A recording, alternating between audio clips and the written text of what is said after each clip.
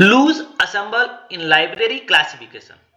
Loose assemble એ library વર્ગીકરણના modes of formation of સબ્જેક્ટમાં આવતો એક પ્રકાર છે. જ્યારે કોઈ એક વિષય સ્પષ્ટ એકતા કે સુવ્યવસ્થિત જોડાણ વગર અલગ અલગ વિષયોના મિશ્રણને રૂપ બને છે ત્યારે તેને લૂઝ અસેમ્બલ કહેવામાં આવે છે. તે એક પ્રકારની સ્થિર રચના છે કારણ કે તેમાં વિષયોની આંતરિક કડીઓ નબળી હોય છે. સરળ શબ્દોમાં જોઈએ તો લૂઝ એસેમ્બલ એટલે કે અલગ અલગ વિષયોનું ઢીલું અસંગત જોડાણ જેનો સીધો સંબંધ નથી પણ સમયસર અભ્યાસ માટે એક સાથે મૂકવામાં આવે છે.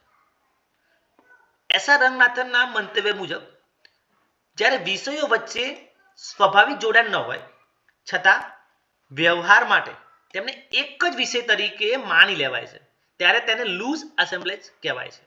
લક્ષણો જોઈએ તો ઓર્ગેનિક રિલેશનશિપનો અભાવ એટલે કે વિષયો વચ્ચે ગાઢ કડી હોતી નથી. આર્બિટ્રરી કોમ્બિનેશન એટલે કે વિષયોનું જોડાણ માત્ર સુવિધા માટે થાય છે. ટેમ્પરરી નેચર જેમાં લાંબા ગાળે તેનો અલગ વિષય તરીકે વિકાસ થતો નથી. કન્વીનિયન્સ બેઝ ગ્રુપિંગ એટલે કે ખાસ સંશોધન કે અભ્યાસ માટે અલગ અલગ વિષયો સાથે રાખવામાં આવે છે. ઇન્ટરડિસિપ્લિનરી ટચ એટલે કે ક્યારેક અલગ અલગ ક્ષેત્રોના વિષયો એક સાથે આવે છે. ઉદાહરણ જોઈએ તો બુક્સ ઓન સ્પેસિફિક રીજન એટલે કે સ્થળ આધારિત વિષય જેમાં history of Gujarat, geography of Gujarat, literature of Gujarat, culture of Gujarat. અહીં આપણે જોઈ શકીએ છીએ કે અહીં ગુજરાત એ સામાન્ય તત્વ છે પરંતુ અનુકૂળતા મુજબ હિસ્ટ્રી, જીઓગ્રાફી, લિટરેચર અને કલ્ચર વચ્ચે સીધી આંતરિક કડી નથી પરંતુ જરૂરિયાત માટે તેને એડ કરવામાં આવી છે. બુક્સ ઓન અ પર્સન અહીંયા પર્સન એક સ્પેસિફિક વિષય છે. ઓકે, તો મહાત્મા ગાંધી તો એના સંબંધિત પોલિટિક્સ, ઇકોનોમિક્સ, રિલિજન, લિટરેચર જેમાં ગાંધી એ સામાન્ય તત્વ છે અને બીજા વિષયો જેમ કે પોલિટિક્સ, ઇકોનોમિક્સ, રિલિજન અને લિટરેચર અલગ અલગ ક્ષેત્રના છે પણ જરૂરિયાતના માટે એમાં એડ કરવામાં આવેલા છે.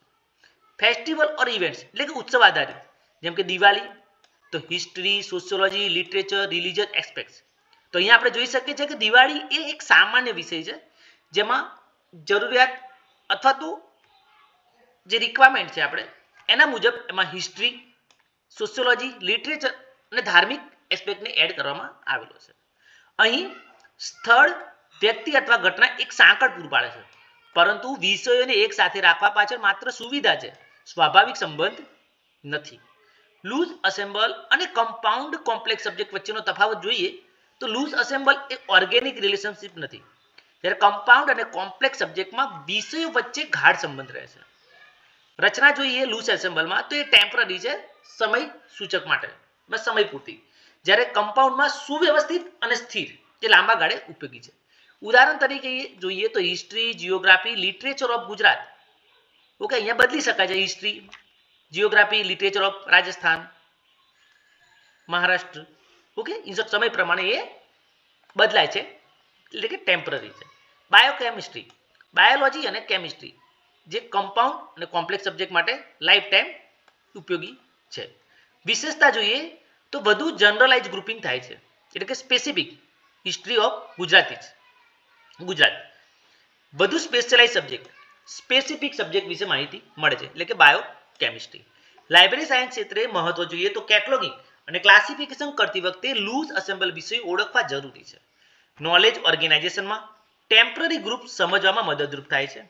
લાઇબ્રેરી સાયન્સ વિદ્યાર્થીઓ માટે મોડ્સ ઓફ ફોર્મેશન ઓફ સબ્જેક્ટમાં અનિવાર્ય અભ્યાસ છે. રિસર્ચ લાઇબ્રેરીમાં આવા વિષયો ક્રોસ રેફરન્સ વડે ગોઠવવા પડે છે. નિષ્કર્ષ જોઈએ તો લૂઝ અસેમ્બલ એ વિષયોની રચનાનો એવો મોડ છે જેમાં સ્વાભાવિક સંબંધ વિના વિષયોનો એકત્રિત સમૂહ બનાવવામાં આવે છે. તે ટેમ્પરરી, આર્બિટ્રરી અને કન્વીનિયન્સ બેઝ હોય છે.